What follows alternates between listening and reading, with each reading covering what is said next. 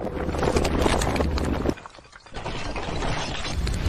collision with purpose, in pursuit of purpose.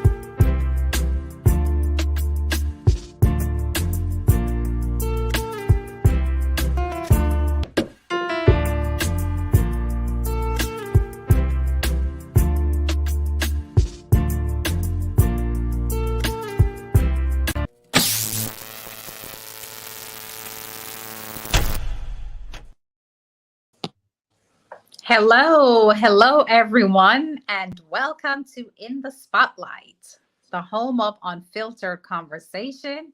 This is where real talk is what we do, and my name is none other than Donna Thompson. And I am Dr. Laxley Stephenson, and together we are your moderators.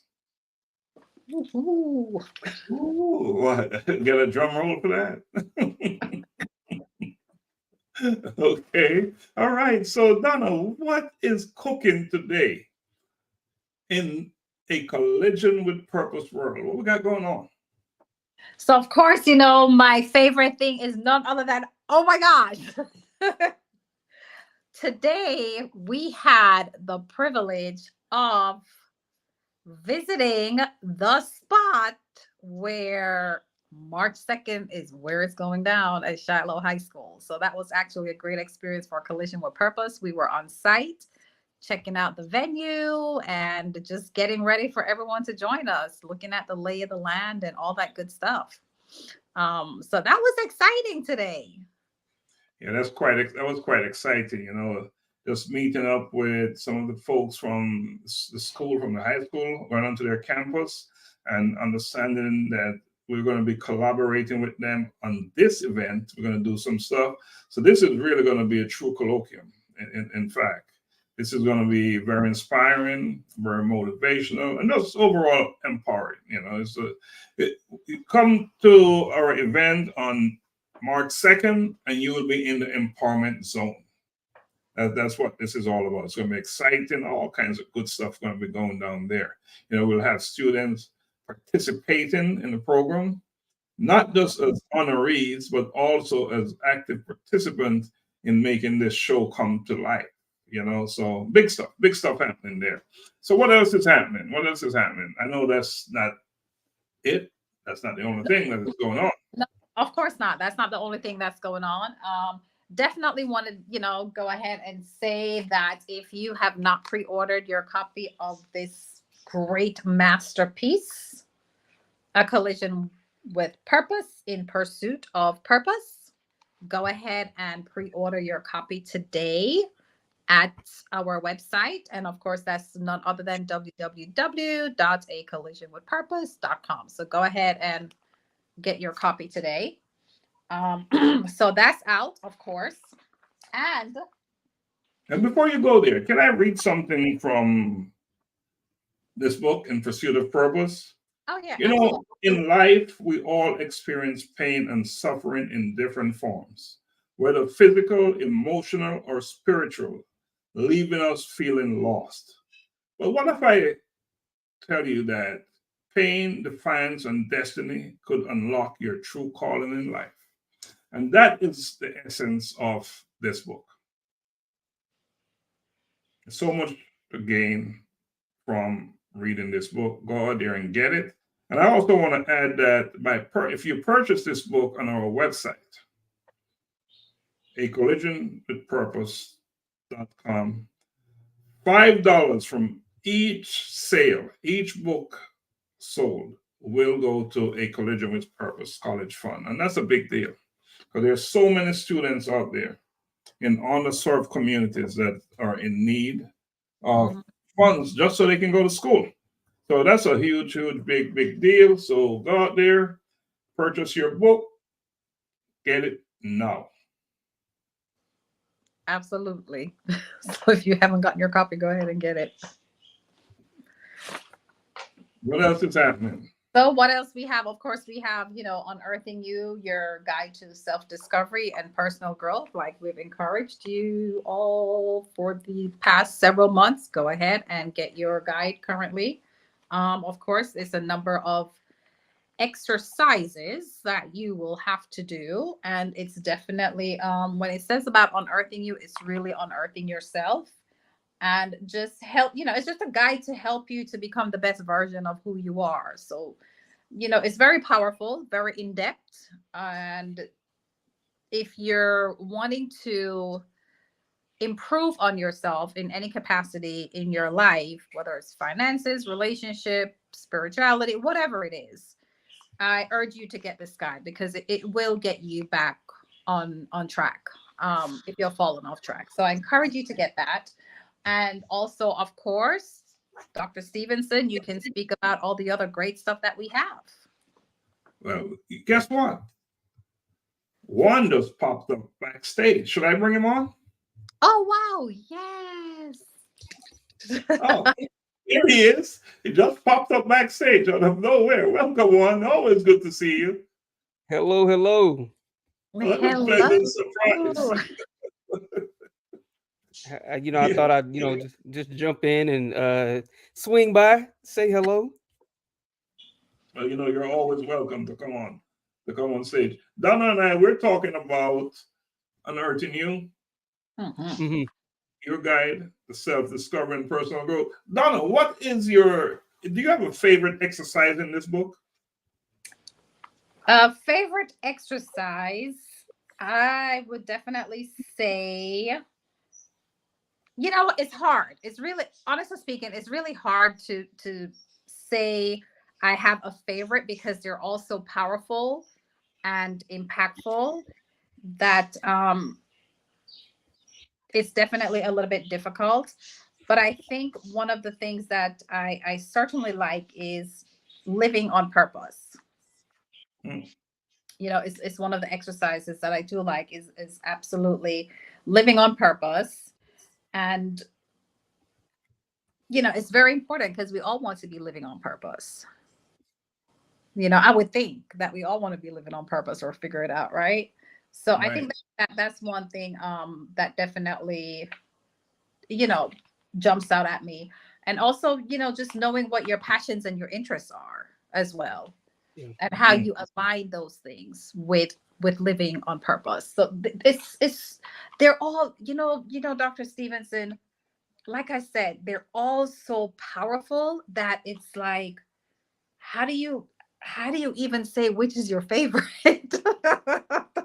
well, I'm in the same boat, but there's a thing in this book, a section, goals and aspirations. And knowing your goals and aspirations is crucial for personal growth and fulfillment.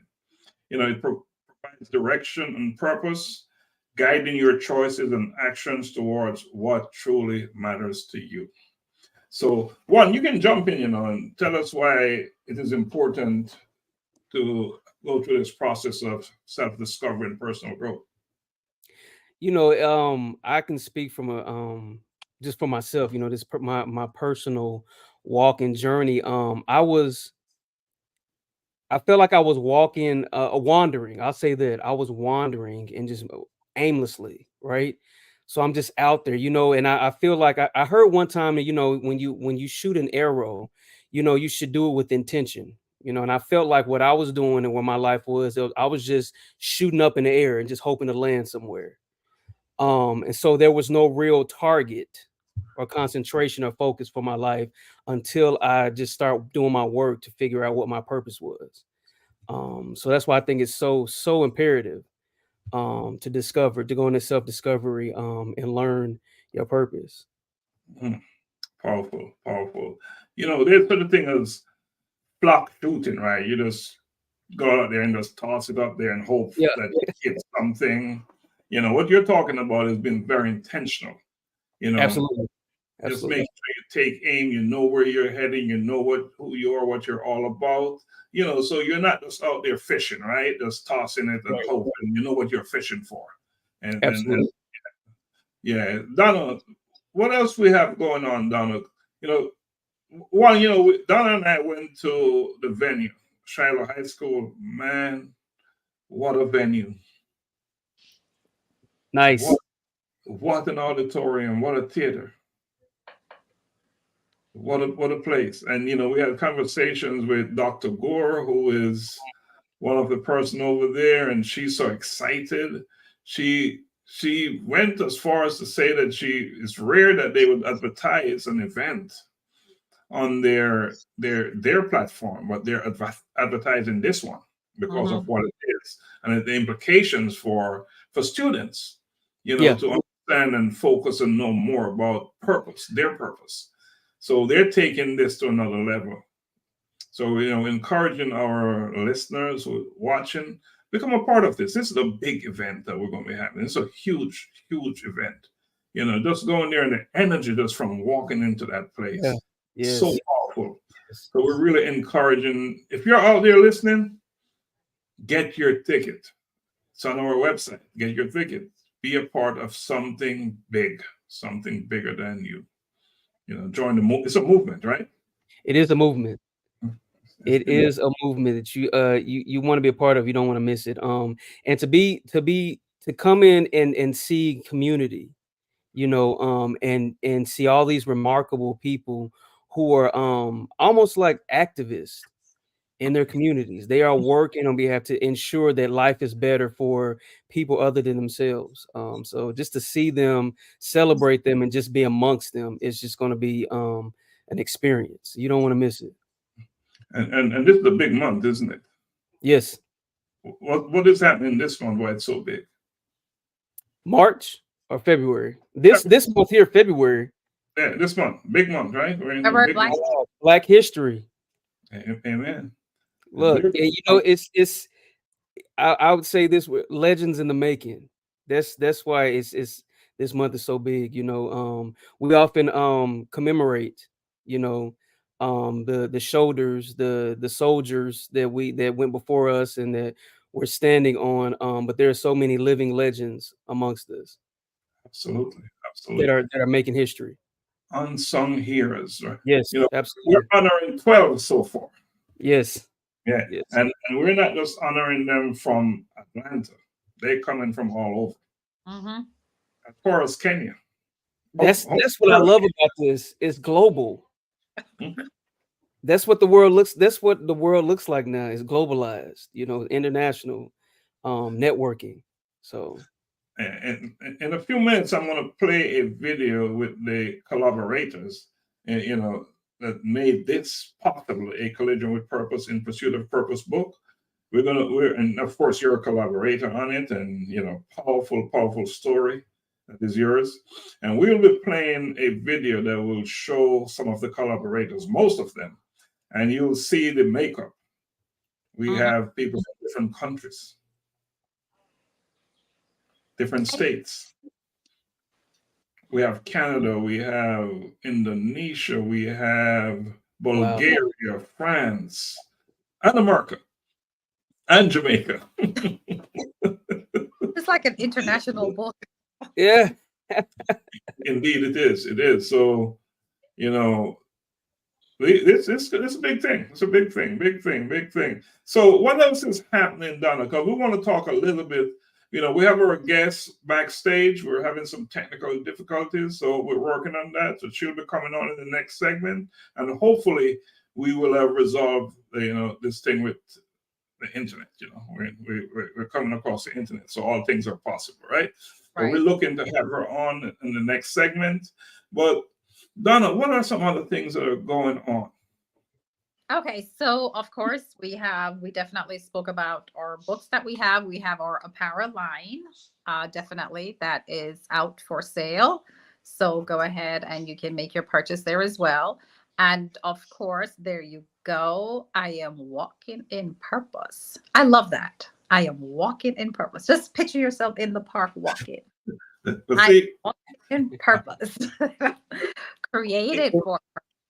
if I can only hold it straight, the reason why I'm walking in purpose is because I was created for purpose. Yeah, And, yeah, yeah. you know, that's why I'm walking in purpose, right? Because created for purpose. But something big happened because we started just yesterday. We opened up our a parallel company in Kenya. That's a big deal, right? Oh, I didn't know that I was supposed to just now, but there you have it. So we're in Kenya with our hoodies and our shirts and many other things to come. So that's huge.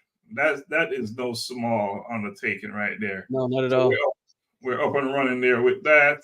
But the big thing is this event, as Donna, you named it, you call it a colloquium, you know, in pursuit of purpose. And that is such a big deal because we're going to make some serious announcement because we have the scholarship fund that we're working. And that's huge. We have the Learn Academy. That's coming up. Yep. Yeah. We'll be providing online, you know, on demand Programming. Yeah. For, you know, if you want to get in there and do your guide on there and other programs, wow, that's a big deal. So many things that are happening, that so much to talk about. You know, we'll have some other announcements as well. Some other announcements. So we have another book coming up. And you know, I have my co-host on. One is on for Bridging Generations. That's a big deal. Yes, You know? it is. It's picking up. It's already amazing. gaining traction. The feedback is amazing, right? Yeah, it is. It is. And matter of fact, I was at an event today. A good friend of mine, she actually got the city of Atlanta made a proclamation today on her behalf. Today is her day. In the city of Atlanta. So I was there and I was talking to one person from her team, and she said that she was like, "Hey, Juan, I saw you the other day. I see you were on live. Something about generation." She said, but it was, you know, men's. It was a pretty good conversation.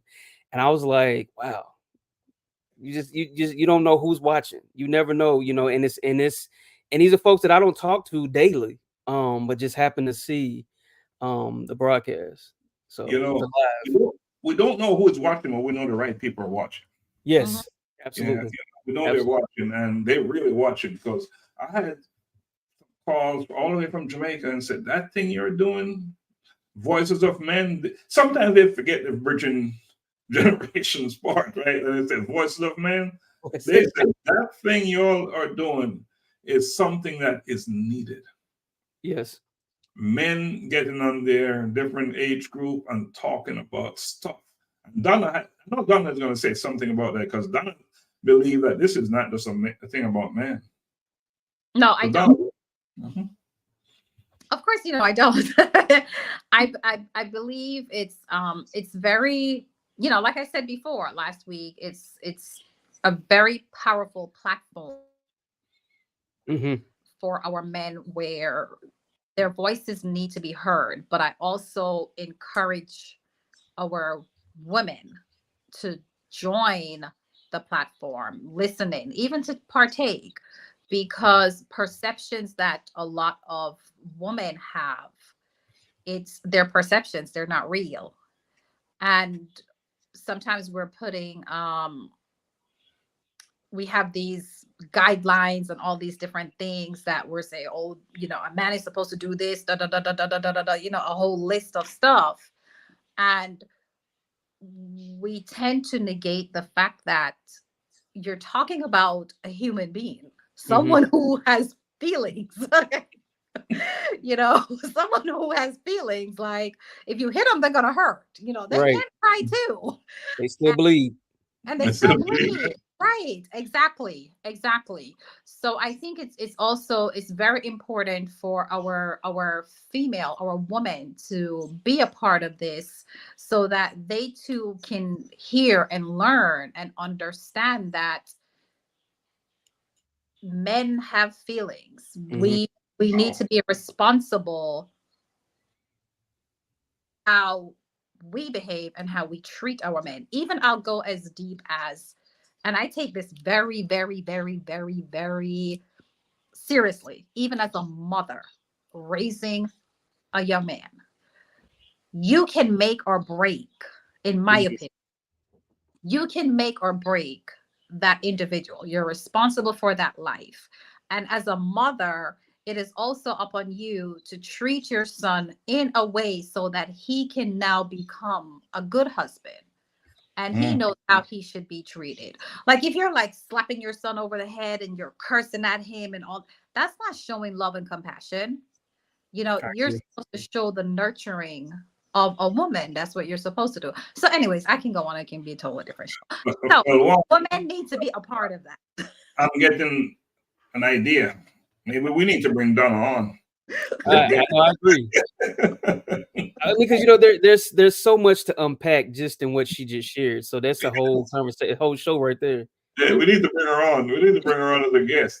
So, but I think it's a good time, you know, for us to segment now into a break because we have Miss Campbell waiting, you know, to come on. So let's take a quick break. And for our guests who are watching, listening, at the end of this video, you will see some of the collaborators in A Collision with Purpose in Pursuit of Purpose book. So check it out, and we'll be back with Miss Campbell shortly.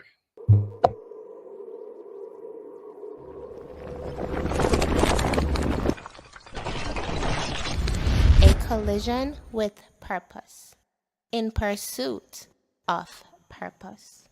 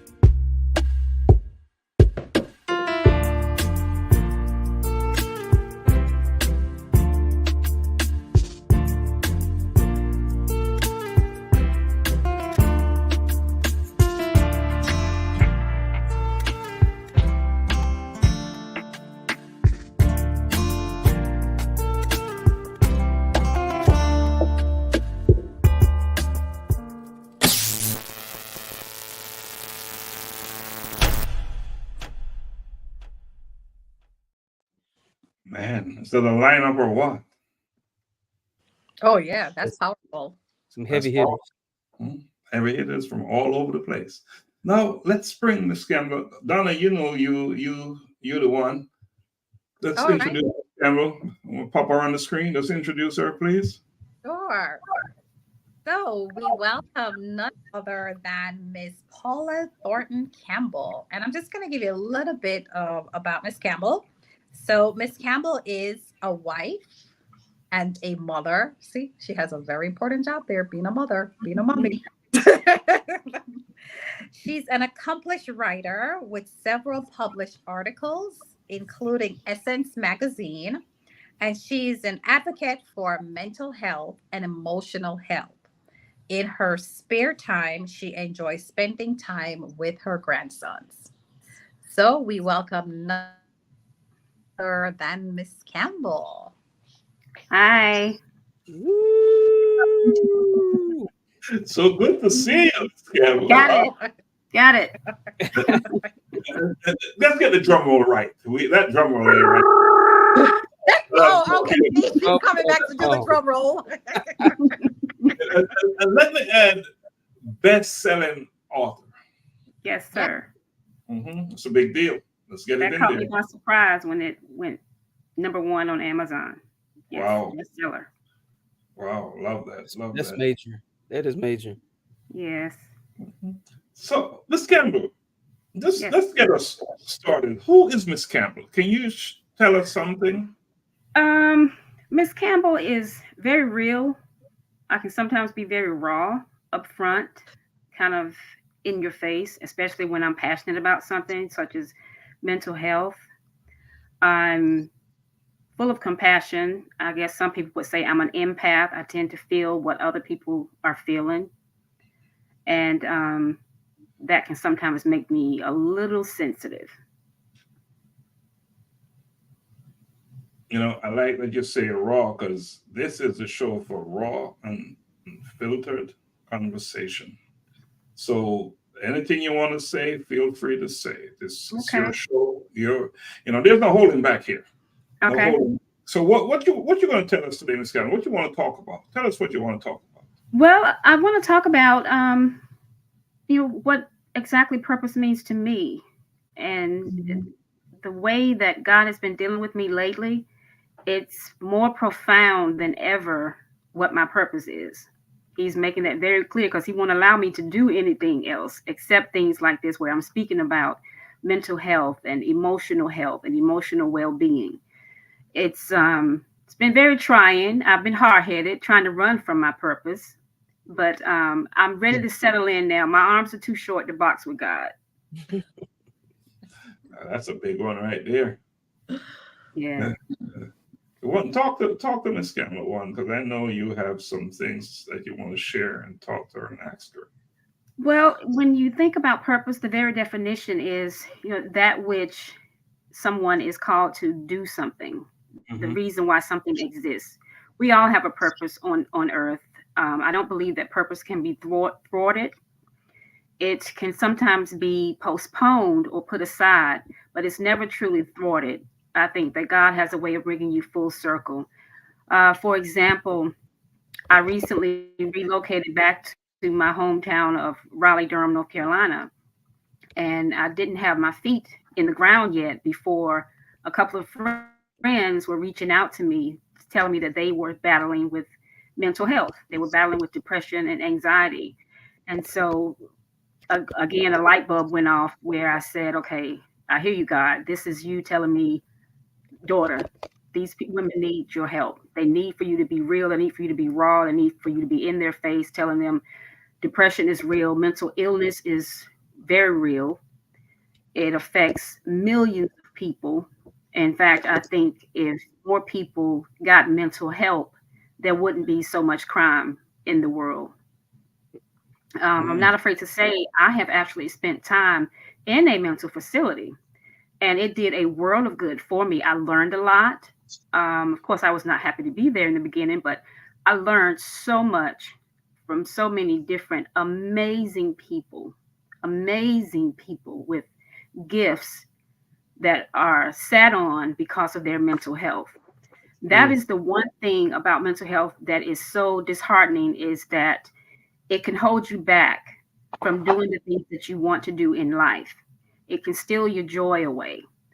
And that is where you have to have a God sense. Get on your knees and pray. Ask God to, in addition with medication, of course, and therapy, you have to face this thing head on. It's an illness just like heart disease, gut disease, cancer, and it can be treated.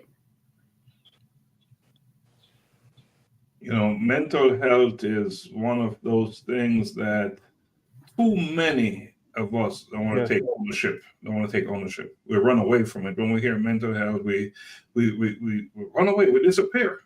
Yeah. And why is that? Why do you believe that is so? I believe that's so because society has stigmatized what mental health is about, especially in the African American community. When I was growing up, you did not seek mental health. You went to church or you prayed. I mean, that was just what it was. There was no such thing as going to see a psychiatrist or a psychologist or being on medication. It's definitely been stigmatized because you're labeled crazy. I think about the term hysterectomy, hysteria, and that term came about when women were down on their emotional health. So what did people do? They gave them hysterectomies because they thought it was related to that. But definitely there is a dark stigma around mental health. I think that we have gotten better, and that it's coming to light that there needs to be more information about mental health and how serious it is, because without mental health, there is no health. If you don't have your faculties in your mind, then there's nothing else that matters.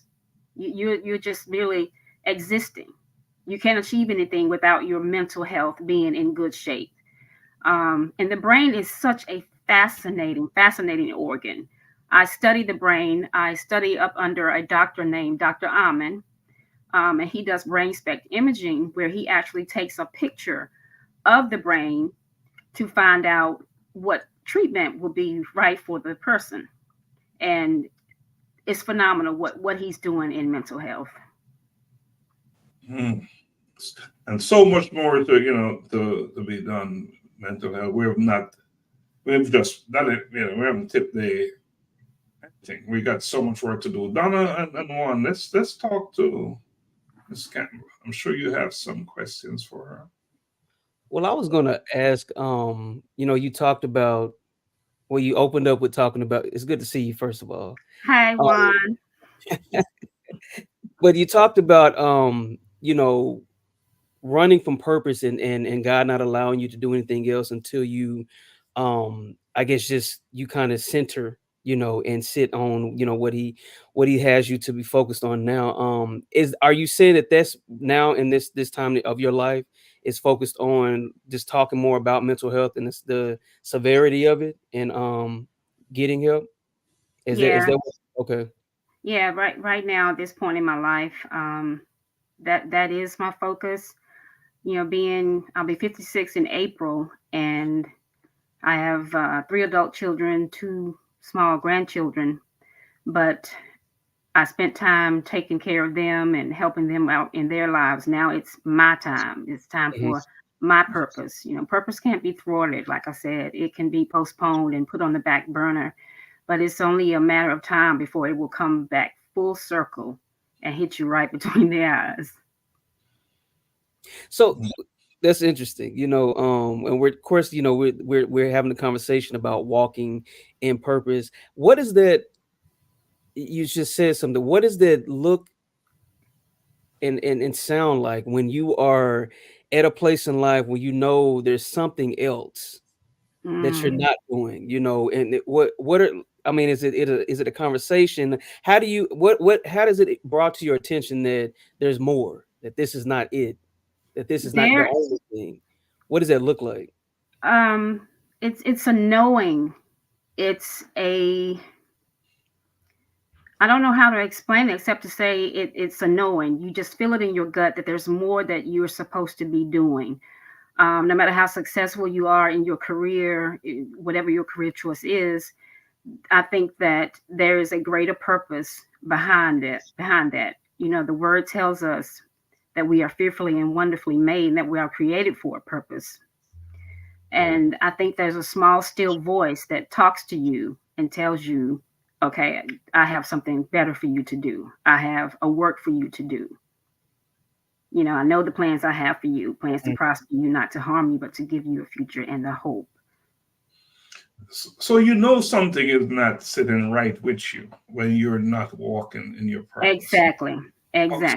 But you continue to fight it, to battle it, to say, I'm not going to do it. Yes, I did. What is that thing that trigger? Say, I need to get back on the, get back on the rail. I was tired. I was tired of running from God. I'm like, okay, Lord, I hear you. And my ego just could not take any more no's from trying to find a job. My ego couldn't take it. It was just messing with my self-esteem. So I was like, okay, God, you opened up the doors to where I can glorify you with my purpose and help others. And I ask that question not just for you, because I know there's so many individuals out there that are fighting. They're resisting. Resisting, and they know what it is that they should be doing, what they're called to do. But they're this major resistance. They're living in this resistance space, where I'm not doing it. I'm not doing it. So, I just wanted you to say that, because it's not just you, but so many of us. Purpose can be scary. It can be scary sometimes to move away from that which you've gotten so comfortable with. You're getting out of your comfort zone sometimes when you're following through with your purpose. I know for me, it's very uncomfortable even to sit here and talk. I'm so nervous, I'm shaking. But I think that's a telltale sign too. When you're walking in your purpose, you don't want to fail. You don't want to fail. So the nerves come in. You want to present yourself in a way that is going to be helpful. You know, the best story that I've heard about resisting purpose, one, you told that story about Superman. Mm-hmm. Oh, yes. That's a great story. Maybe you can share that. It's interesting you say that, because I would tell my students that, and one of my guys to this day, he always brings it back and says, Mr. Juan, I still remember when you told me that story about Superman. And I go back to it every time I'm just struggling with something. But anyway, long short of it, it was one of the Superman series. I think it's Superman 2 from the 80s, early 90s with Christopher Reeves. And so, of course, we know the story. He meets what is his wife? What is the girl's name? Is it Lois Lane? Lois Lane. He meets Lois Lane, and he sees that all of these other people can fall in love. They have families. They get to go on and do what he thinks is normal living, a normal life. And so he falls in love with her but he knows that if he allows her to come into his life, he could risk losing her, because then of course his enemies will try to take her out. And so he wanted to rather live normal. He didn't want to be a superhero anymore. He didn't want to save people. And so in the second one, he struggled with it. So he just gave it up. And while he's trying to live a normal life, be in love with Lois Lane, and just do what everybody else is doing, he's just watching the enemy just destroy the city, killing people. He sees these people devastated and oppressed and everything, and he tries to ignore it. And the more he tries to ignore it, it just keeps ringing. He can't go anywhere where there's not a need for him, And so he goes back home. And then he talks to his parents, and they tell him, he was like, you were created for this. You can't get away from this. Mm-hmm. And the more you sit on it, the more people die. This is just the life that you have to live. And then just in that movie, I realized that, so oftentimes you touched on this, that we run from it. We don't want to do it. We want to do what we want to do. We want to feel how we want to feel and all those different things, and not realizing that there are people who are waiting on us to walk in purpose, who may need to be rescued, or need to hear, like you said, Mrs. Campbell, the message about how important mental health is, or even tips on how to be able to recognize certain things. And the more we run, people are dying. Exactly. People are left in oppression. People are left even struggling to even figure out what their purpose is. Sometimes we are that God send, So I always go back to that story, how he ran and ran and ran, and he just watched people die. He couldn't live with it anymore. He had to just accept his calling, his purpose, and he got back to being Superman. So, Ms. Campbell, you have experienced that. Definitely, I have.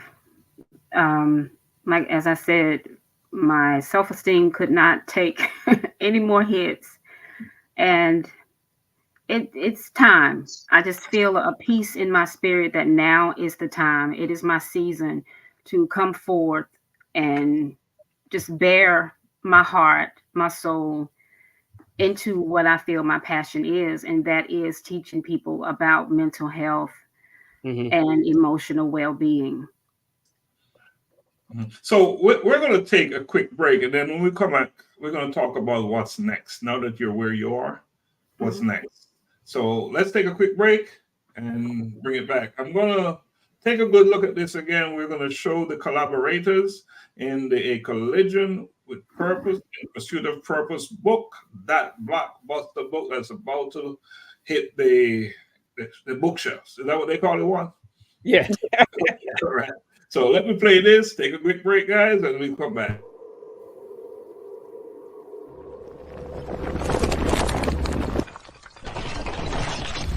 A Collision with Purpose, in Pursuit of Purpose.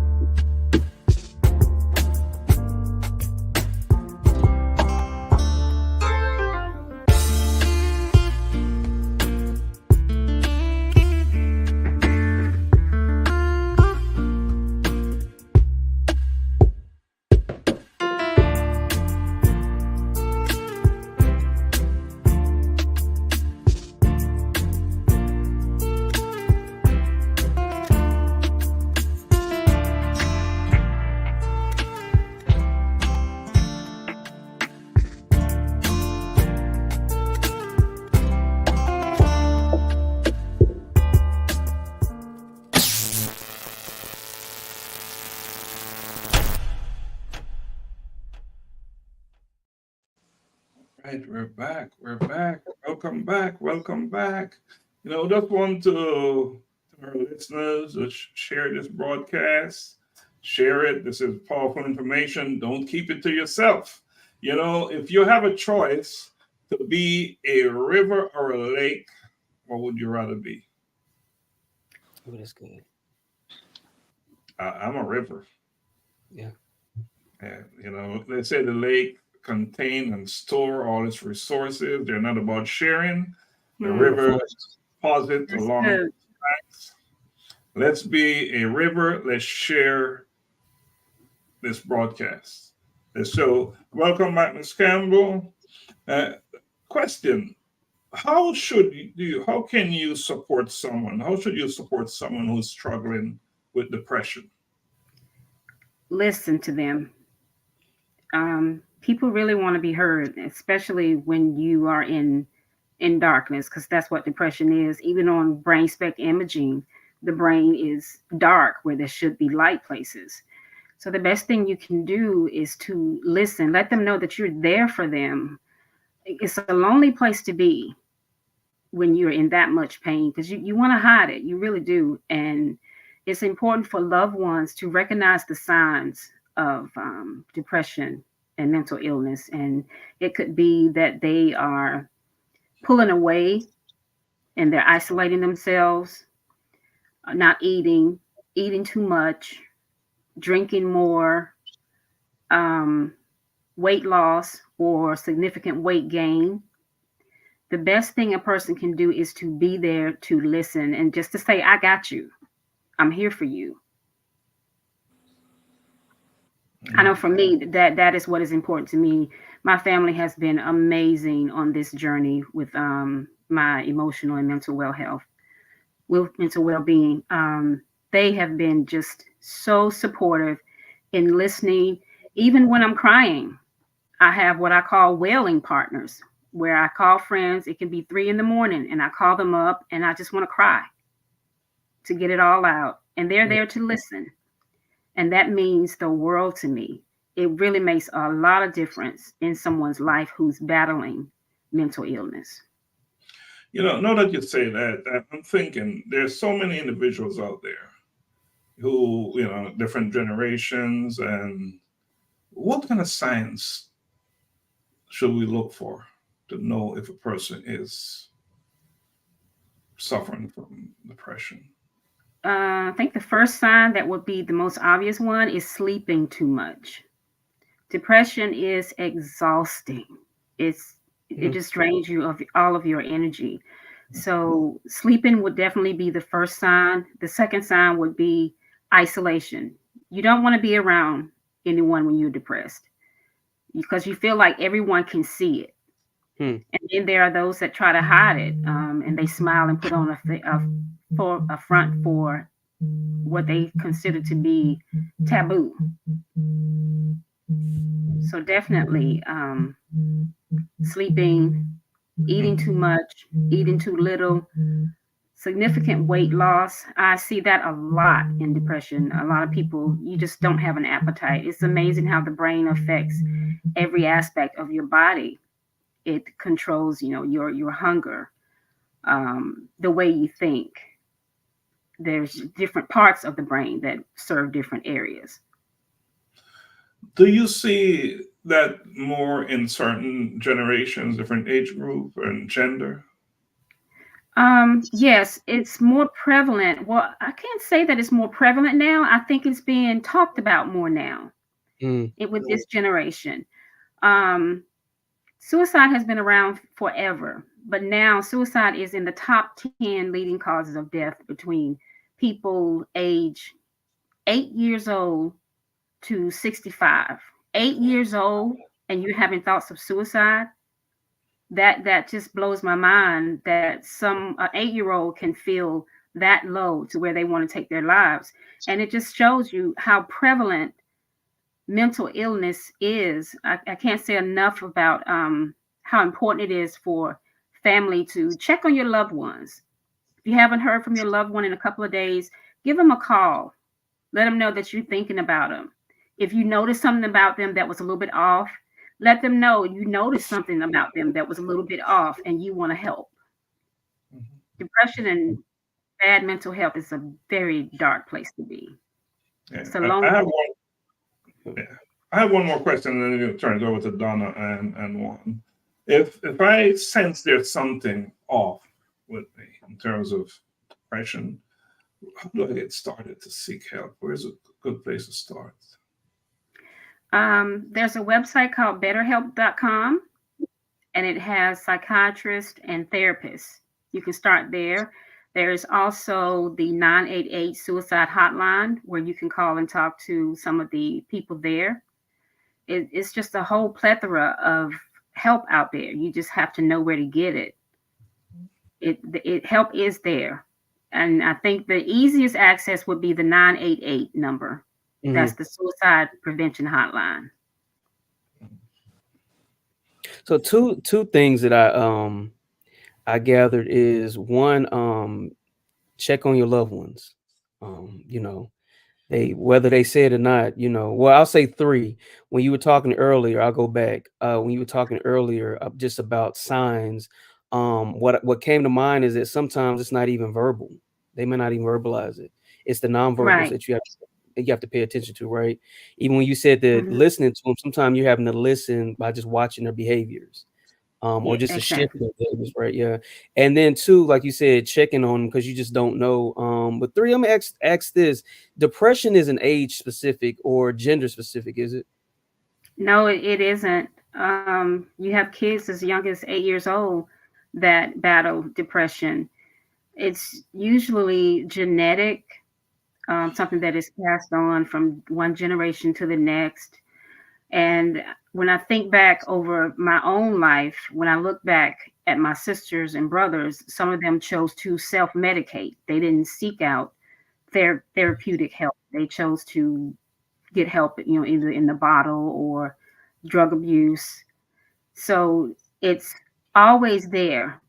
It's been there for a long time. We've just not been paying attention, especially in the African-American community. You know, we think, oh, she drinks too much. Well, what's the reason behind that? What is she numbing? What's going on with her that she needs to do drugs? That's the way I look at it, is people do drugs for a reason. They're numbing something. They don't want to feel something.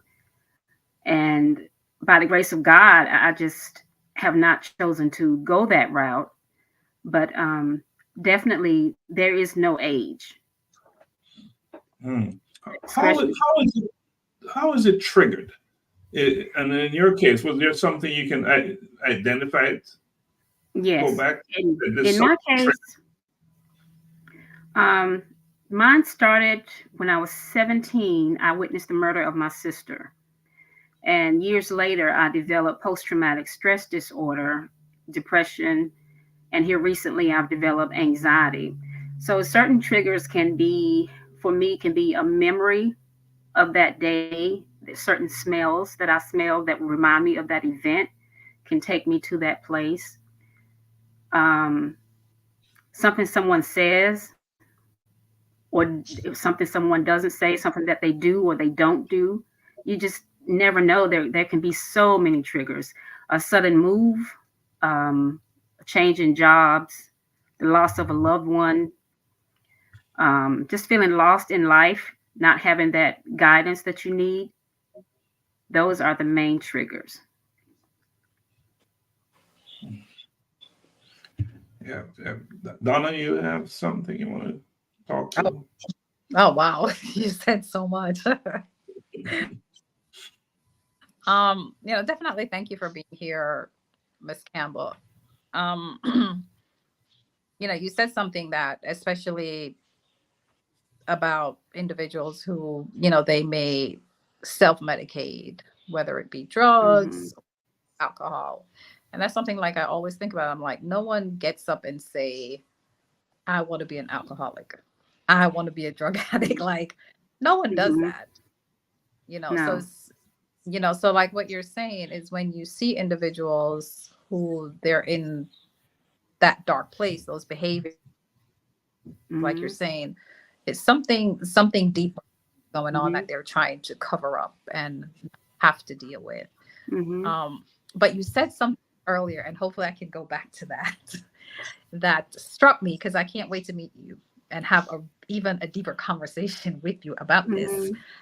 Is you said you're an empath. Yes. Can you explain that to us a little bit more, and or our audience, what an empath is? Sure, I'll do my best. Being an empath simply means that you feel things more strongly than the average person.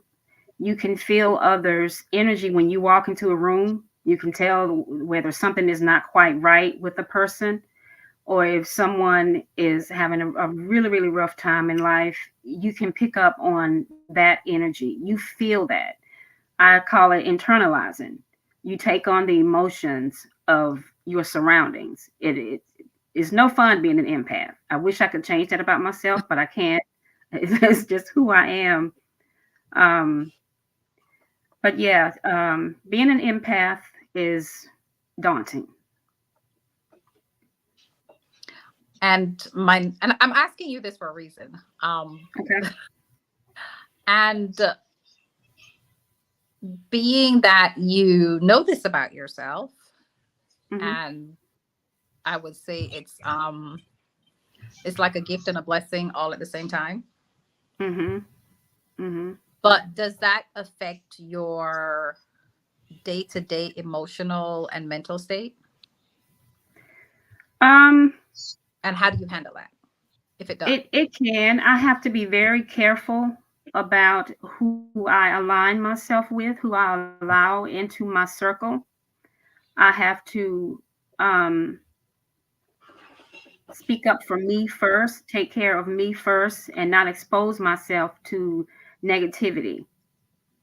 I mean, things are going to happen in life, and I might be out shopping one day and I can pick up on somebody's energy. I'm not talking about that, but I have to try to live on purpose and protect my energy on purpose.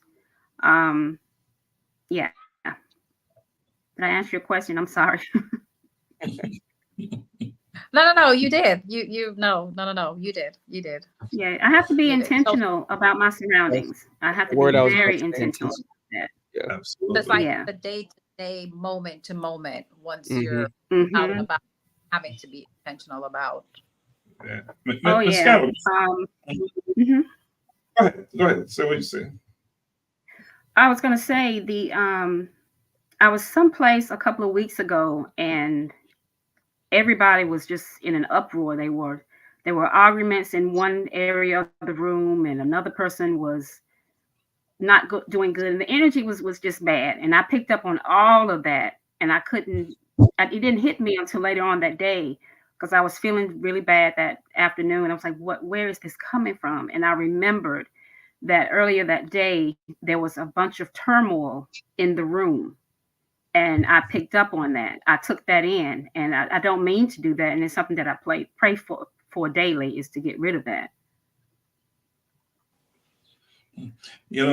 Before I ask you this next question, I wanted to, you said that, you talk about change. And one thing I will say is there's one thing you should never change: your bravery. I agree. You are that and more. Your commitment and dedication to continue to push forward and just do it. But you said something about about energy. How do you suggest someone who is going through these challenges protect their energy? How do they do that? I think that if you're having a challenge protecting your energy, the first thing you should do is ask yourself, who's in my circle? Because having that positive energy should not come as something difficult for you.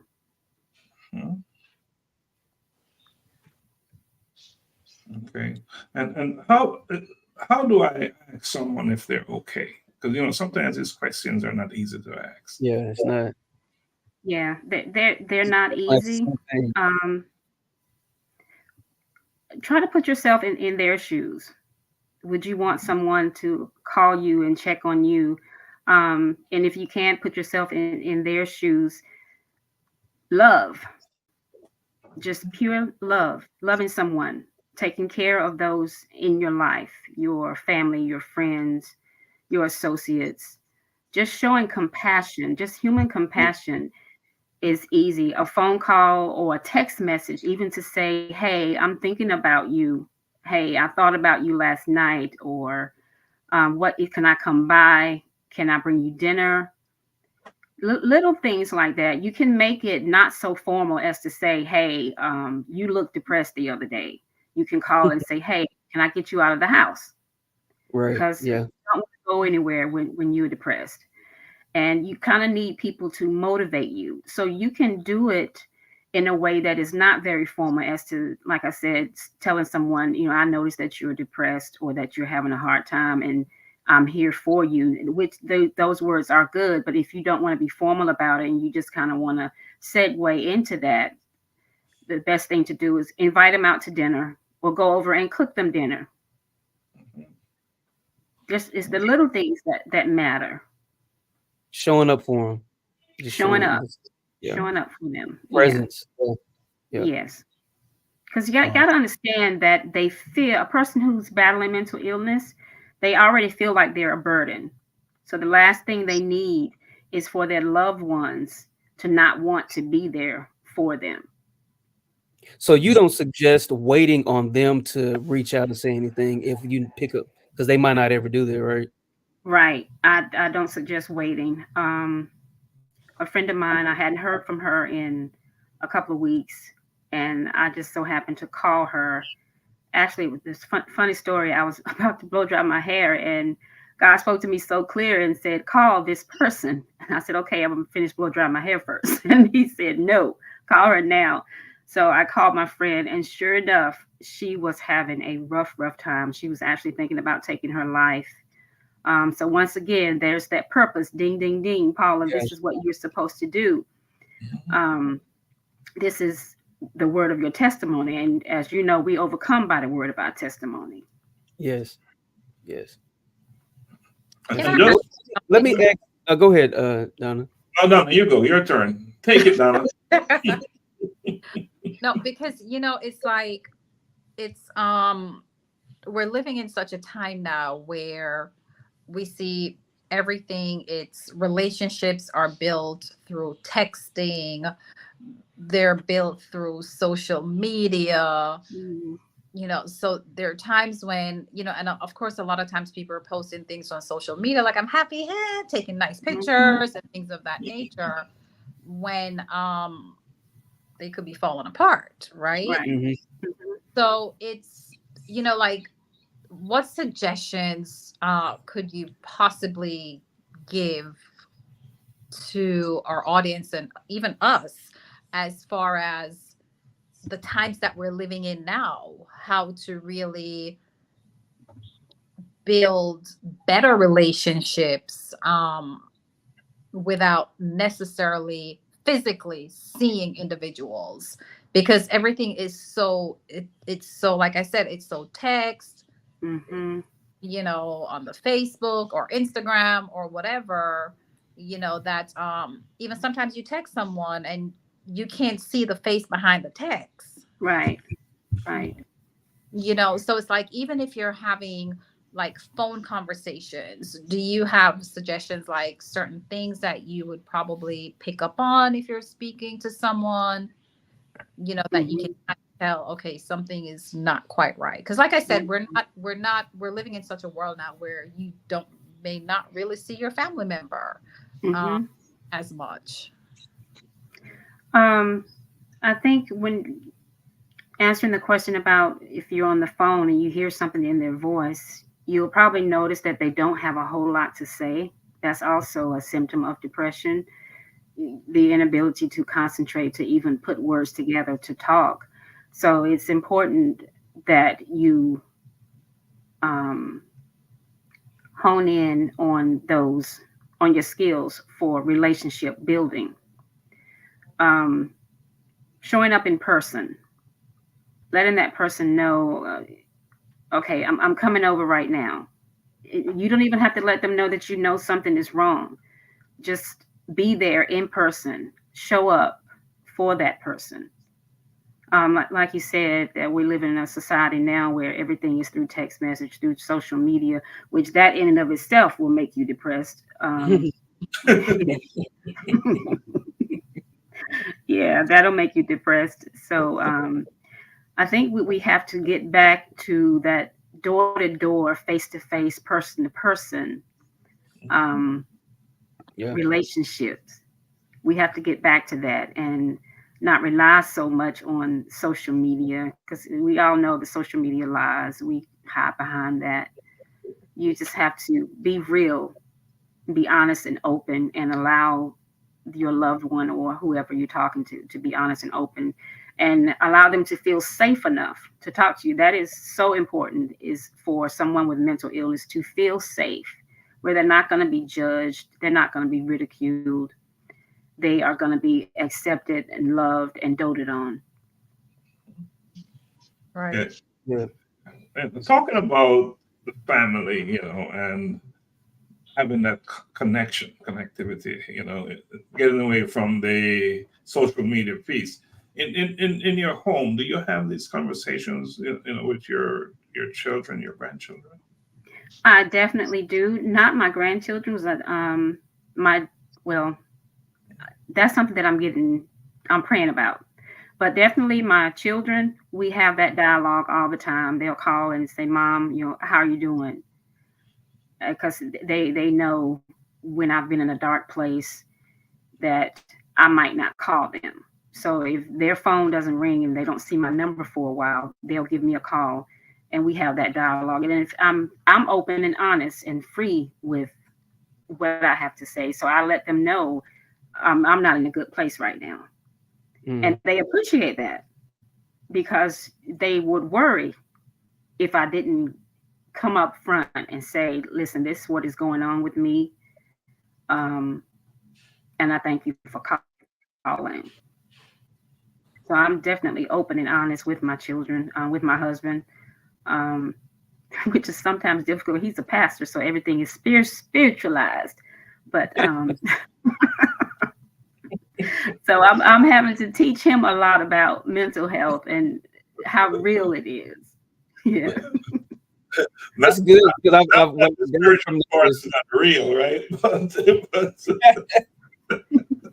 what I took from what you said, Mrs. Kimball, it's almost like on both sides, where of course on the outside paying attention to the signs, the possible signs, right? But then also if you're able to, and you're that person that may be suffering or going through, if you're able to be as honest as possible. And you know what I'm saying? Like, to tell them exactly what it is. Like you just said, I like that. I'm not feeling okay today. Or this is not a good day for me, So I like this. So it puts the, where both parties can be involved. Like, okay, I noticed this, and then that person is like, yeah, you noticed, right? Because I wasn't feeling good, and then I feel like it kind of like it engages and brings them into the dialogue. I would say this, that what has helped me, just to share real short, is that my family has a family thread, and we literally text every day. Somebody, it has my mom, her siblings, and their kids. So me and my siblings and all of my cousins, and they're across from Florida to Oklahoma, and oftentimes it could just be anything. Somebody might say, hey, I'm about to take a test. Can you pray for me? Or, hey, y'all, my cousin her and her husband was putting their house on the market.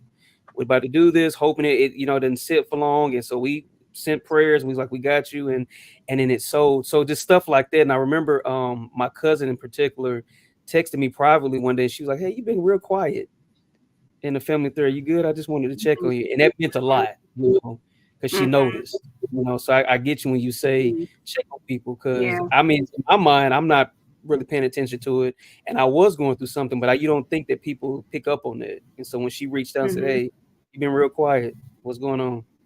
So yeah, when you're going through, a lot of times with depression, you feel unseen. So for somebody to come up and say, hey, I noticed that you were a little down today, or you weren't very talkative. What's going on with you? Can we talk about it? Yeah. Keeping that dialogue open is very important. So it's important to provide a safe space. I was just asking. Definitely, so definitely. They have. Yeah, you definitely need to feel safe in it, that you have a safe space to, whether you need to cry about it or talk about it.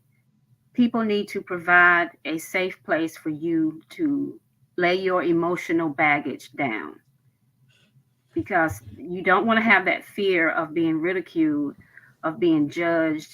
And I've been on both sides of the coin where people are saying, oh, your faith is just not where it should be. You shouldn't be feeling that way. And those that telling someone that they shouldn't feel a certain way, that's a big no-no, because you can't tell anyone how they feel or how they should feel. Their feelings are real, whether they are real to the person that they're projected upon or not. Their feelings are real. I started a women's group called Talitha Kume. Talitha Kume, which it means little girl live. That was something that God gave me years ago when I was contemplating suicide. And in that, we touch on mental illness, well-being, and I incorporate practical things in that ministry, as well as shopping sprees, taking care of yourself physically, beauty regimens. It's just taking care of the whole person. That is what I encompass in Talitha Kume. Little girl live. You don't just live physically, but you live to enjoy your life. Even in the face of depression, it can happen. I like this. So you speak to the whole person. Exactly. Is there anything we can do on this platform to support you?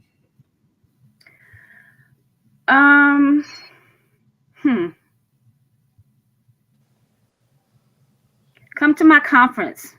I haven't scheduled another one yet, but I would love to have you all come to my conference, the Talitha Kume conference. I would love to be there. Where will that happen? Where will that be? That will be in North Carolina. Okay. Yeah. Absolutely. We'll be there. So we'll talk more about that and share information with us, and we can get the word out as well. Yeah. Okay. But there's very important stuff there. Important stuff. As we're having this conversation, there are so many individuals out there who get to show your level of bravery and coming out and talking about this as you have. And I've had conversations with you before, and you've always been to the point and direct about it and owning the situation. What is that one thing that you can say to that individual who is just not there? What that could trigger them and prompt them into getting and starting to recognize the situation as it is? I would say to that person, their life depends on it. I mean, it's just that simple. Depression takes lives. So I have to say to that person, this is a matter of life or death, your life or your death, and I'm here to help you through that. That's good. Can't get no more serious than that, can it? No, you can't. I mean, it's serious. Depression is taking lives every day. It's a real thing. I want to ask you something on the flip side. I'm sorry. That's okay. Now I know, a lot of, and I think like a lot of people, there might be a little stigma to think that someone who's depressed is always sad and withdrawn and all these things. But what happened to that person who's overly happy? I call that a functioning. Yeah, when they're in that dark place, but yet they present themselves to be happy, I call that a functioning depressant. And I've been on that side of the coin too, where I don't want to feel what I'm feeling, and I don't want to impact the lives of my loved ones negatively. So I walk around with a smile on my face, pretending that everything is okay, when on the inside I'm screaming, help, help, help. It's not a very good place to be. It's because I like to focus from a place of honesty. And when you're walking around with that face on, you're not being honest. You're not being true to yourself. And it's really self-harming to do that, because you go to bed that night and you're still in that place. You wake up the next morning, you're still in that place. You're not being true to yourself. You're not facing it head on. So you definitely have those who are withdrawn and have all the symptoms of depression. And then you have the functioning depressant, of those who carry on with life as if nothing has happened. And those are the people that I really worry about, because those are the ones that tend to commit suicide very quickly. Yeah. Yeah. Yeah. And the one thing people say is, once they've committed suicide, is, I had no idea. You know, she was always so happy. She was always so happy. I had no idea that they were going through such a thing. Well, that person was a functioning depressant. Yeah. And yeah. Just want to remind our listeners that we're on In the Spotlight, the show where real talk, unfiltered conversation is what it's all about. And what you're hearing tonight is real talk. Yeah. You know, not some lightweight stuff. This is real stuff. This is about life. And what Ms. Campbell is sharing with us tonight is so powerful, so important, not just for us and the moderators, but for those out there who will be watching this live and the replay. As well. Absolutely. You know, so I encourage anyone who's watching to share the live and share the replay as well, because this information is not for us to hold on to. It's information for us to pass on. And that is why Ms. Campbell came on here to share it tonight. So real stuff, real talk, unfiltered stuff, and what it's all about. So please share the live, guys. Please share the live.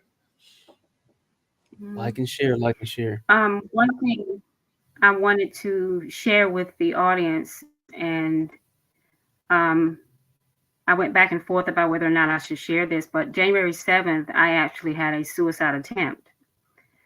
And I was taken to the hospital, and the doctors and nurses said that I should not be here with what I took. But I was in such a place of despair, and I was tired. I was really, really tired. I was just tired of life in general, just tired of living, just tired of trying to make it day by day. Well, when I woke up, didn't die, obviously. That's when I said to God, okay, Lord, you want me to do something with depression, suicide, ideation, anxiety. You want me to get the word out there and tell people that this is something that will take you out if you're not careful. It definitely will. There is no reason I should be here right now. It has to be God. Yeah. And purpose. And the scan was scheduled this program. The scan was scheduled to be on this program, and she didn't come on. So maybe that could have been one of the reasons why she didn't come on. But we're so happy to have you on tonight. Yes. Perfect. Thank you. Perfect. Thank you for sharing that. That's very. Thank you That's for very having great. me. Thank you. I'm glad to share. Perfect time. Glad to share. Yeah, and that's the essence of this program. You know, we bring, and I keep talking about the program because it's so important that it is understood that what we do here is life stuff. That's what we're talking about. This is not about just hanging out and just to be on the air. There's a purpose to be served. And I think, Ms. Campbell, you really exemplified that tonight. Absolutely. And I appreciate you coming on, and especially after what you've been through recently. Yeah. As you just revealed, again, it's another example of how brave you are. Courage. Thank you. Thank you. Because I know when I reached out to you, I did it with a little bit of hesitancy because I understand things that could have been happening, and you, instantly, you said, "I want to come on." Yes. Yes. Instantly, she said, "No, what she just went through." Instantly, she said, "I'm available next week." Mm-hmm.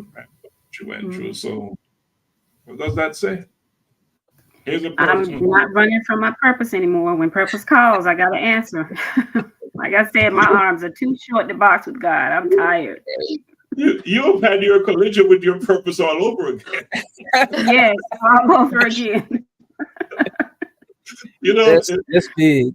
Yeah. That's big. And you're saying his purpose comes back full circle, catch up with you. Full circle. Full circle. That's your saying. And for my our saying. audience, for our listeners to know, Miss Campbell will be live March 2nd. March 2nd. March 2nd. Shallow High. Powerful chapter in the book. Powerful chapter. Miss Campbell's chapter. Powerful. I'm not going to give it away. You're going to have to buy the book to get it. That's right. But I do want to say this, Miss Campbell. You know, we go back years. Way back. Yeah, I was a kid. But your life, I've always felt strong about this. And it's funny you say that because you've always been like a comedic break for me when I was when I was around you. I was telling a joke or just making people laugh. But even so now, I just want to say to reassure that your story is even more powerful. And I appreciate you sharing it, like just personally sharing it, just the courage and the bravery that it took to not even just share it here live, but even like you said, to even say, "Okay, God, I'll do it." And I think we don't realize how much strength it takes to just say, okay, to tell God yes. So thank you. Yeah. I guess I'm trying to say thank you for your yes. Because we needed to hear your story. Is so big. I mean, it's live, and so many people will hear it. And you're talking about purpose, and it's already spreading. So thank you. Thank you. Thank you for saying that. It's major. Yeah. it's I'll say this. I was on my I do my content, and I was talking about anxiety the other day, and one thing I just kept feeling led to push is that it's a real thing. It definitely is real. Even talks about I'll say this short of it was I was talking about King David, and when the Bible says that he encouraged himself in the Lord, but right before he had to encourage himself, it said he was greatly distressed. And I looked up distress, and it says extreme anxiety. So this great man that you hear stories about was experiencing anxiety, where he felt isolated and alone, that he had to go and find his strength by himself. And I really wanted to push that. And it's so funny we're talking about this tonight because I was like, y'all, it's real. Sometimes you have to go find your strength, and so yeah, so it's a real thing, and I want us to, for those who are just believers and Christians and whatever it is, that it's a real thing. You are human, as Miss Campbell touched on. You have emotions and feelings. It's a real thing, and when help is necessary and needed, get help. It's okay, and it's okay to not be okay. Yes, it's definitely that's one of my mantras. It's okay not to be okay. It's funny that you brought up David. I'm actually working on another book, and I talk about David where he says, all day I soak my couch in tears. That in itself describes depression. I mean, the Bible, when you truly go in and study it, all these great men of God that you hear about, they all had a battle. They all had a battle. That's powerful. That's good. And God did not forsake them. God did not frown upon them. He did not tell them, you don't have enough faith. He did not tell them, you're not a good enough Christian. he brought them in. He drew them in with love and kindness. So can Doc, can we go do it this way? Ms. Campbell, what would you say to those who are out there and they are experiencing extreme levels of anxiety or depression, or even trying to pick up on signs for themselves, but aren't comfortable yet with even bringing it to the attention of others around them, and they're trying to hide? What would that encouragement or that message be? That message for me would be that there are hotlines that they could call if they're not ready to talk to their family members. We know ourselves better than anyone else, so you know that there's something not quite right.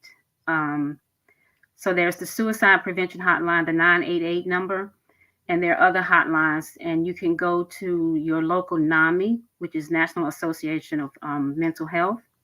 You can go to that on the website and Google doctors. BetterHelp.com is a good source.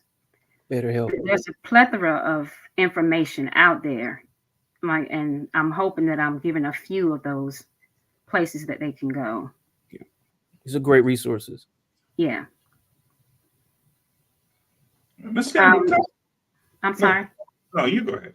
I was just going to say, if you don't feel comfortable talking to your family members, we as African Americans, we grew up in the church. I'm sure all of us did. So talking to your pastor is also another way of another resource. Yeah. I'm sorry, you were saying, Mr. Stephenson? No, you're married to a pastor. Yes. Pastor. How was that played out in the church with the depression? I'm just curious.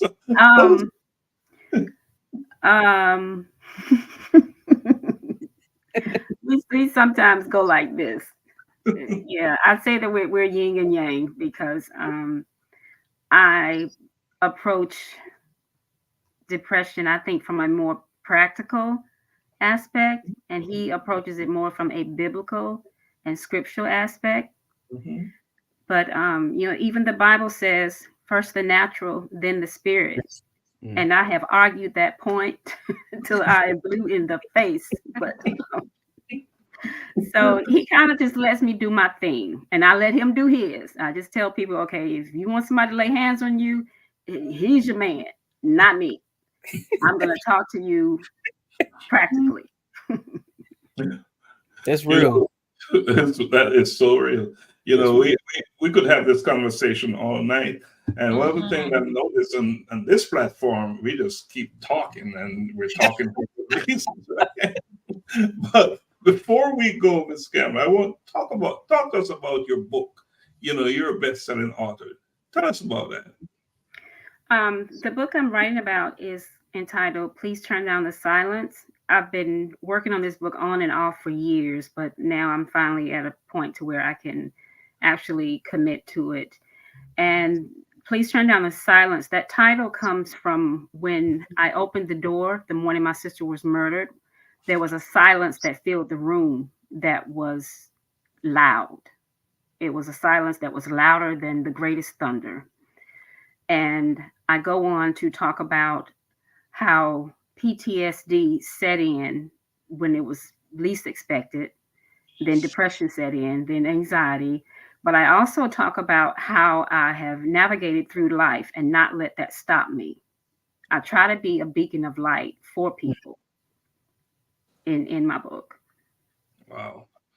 And I will add that in this book, A Collision with Purpose in Pursuit of Purpose, Ms. Campbell, your story is first story in the book.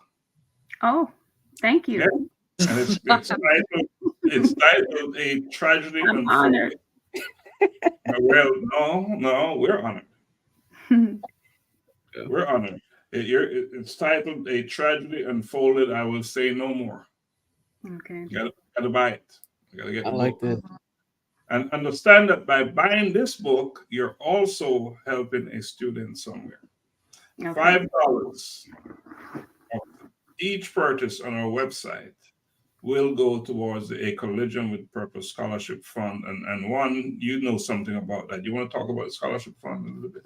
Yes, and so make sure when you order the book, order your book. I can't stress enough that to order your book. But when you do order your book, make sure to order it off the website. Because $5 from that the all proceeds, $5 goes towards the scholarship. And we are, we talk about purpose and walking in purpose, and our biggest thing is to ensure that we are helping the youth and young adults on that journey of self-discovery, and so we're able to do that through these scholarships. So you're not just buying the book to do your work, but your work, your commitment to your own work is actually funding a young person's education somewhere in this world. Somewhere. Yes. Somewhere. Absolutely. Donna, any closing words? Anything else you want to ask, Ms. Campbell? No, I just wanted to say, Ms. Campbell, thank you so much for joining us this evening. This has truly been a very heartfelt conversation. We've definitely, I know we're getting so many comments from our viewers about what you have shared with us, and we're just very thankful that, for one, you are here with us. Absolutely.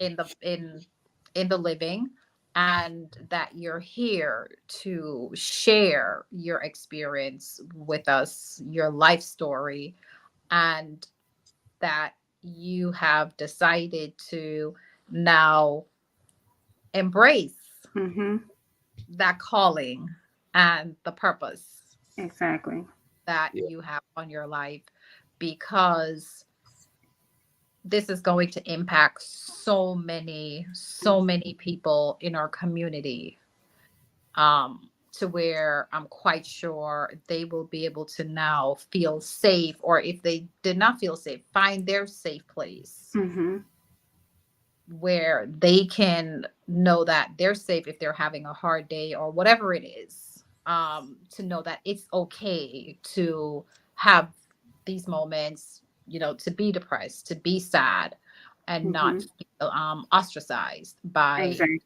our community.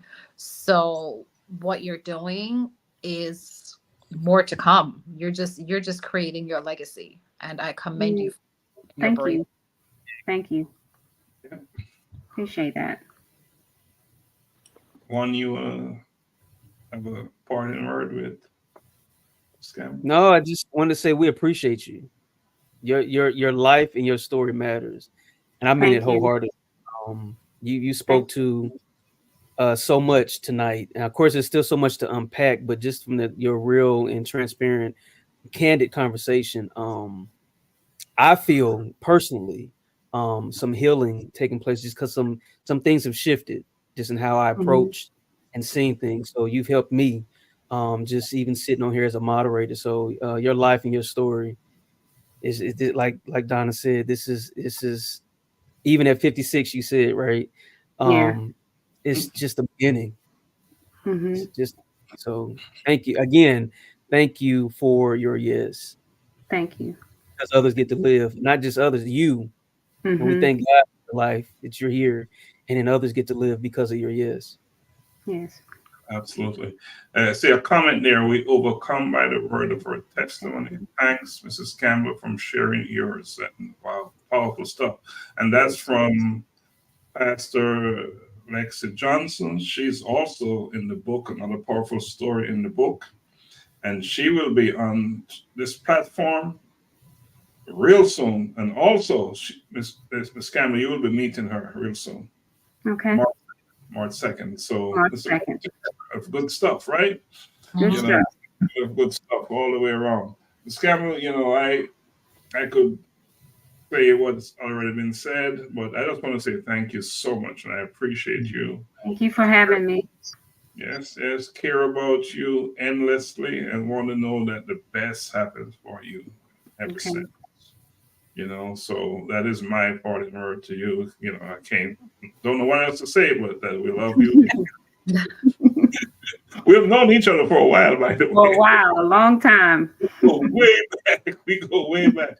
We've known you for a long time, you know, and just so happy that you are again in collision with your purpose.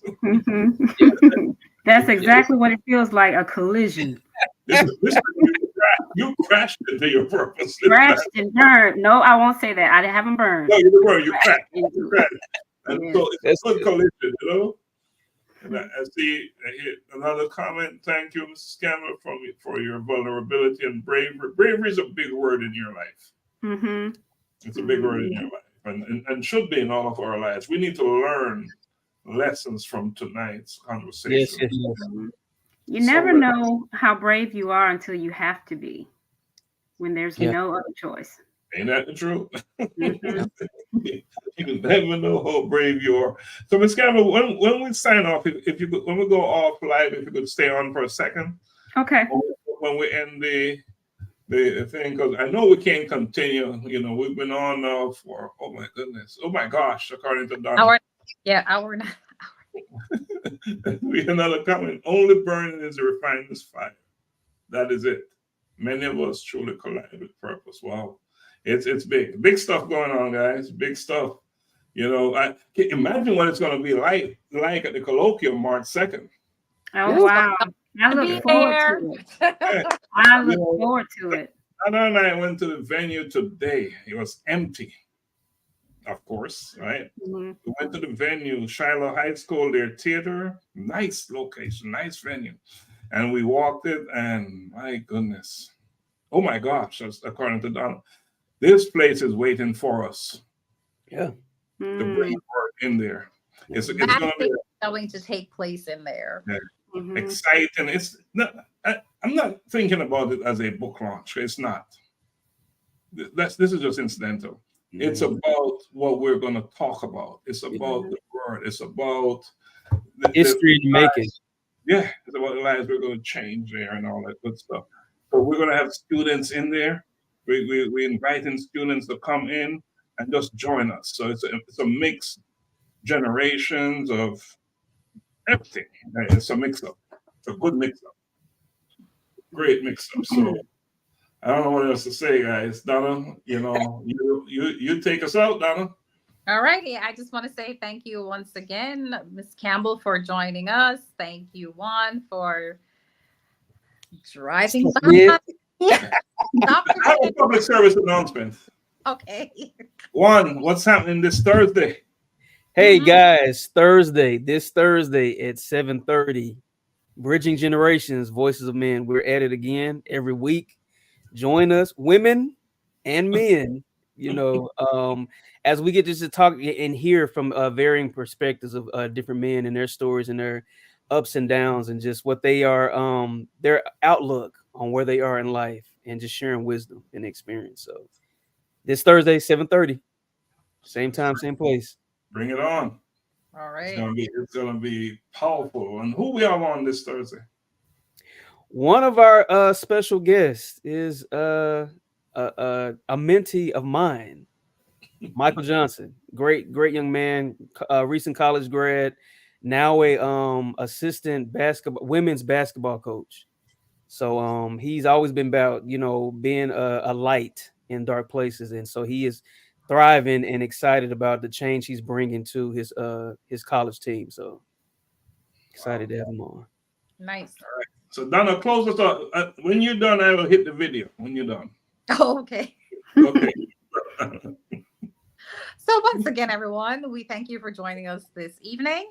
And if you have not purchased your tickets for the colloquium March 2nd, go ahead and do so. And as you can see, we have had several collaborators who have joined us. And you just need to be in that room, because I guarantee you, your life is going to change just by being present in that room. So if you have not gotten your tickets, go ahead and get it. You can go ahead at the website, collisionwithpurpose.com, to purchase your tickets. And if you purchase your tickets, you also get a copy of this powerful book. And that is all we have for you this Monday evening. All right. Thank you.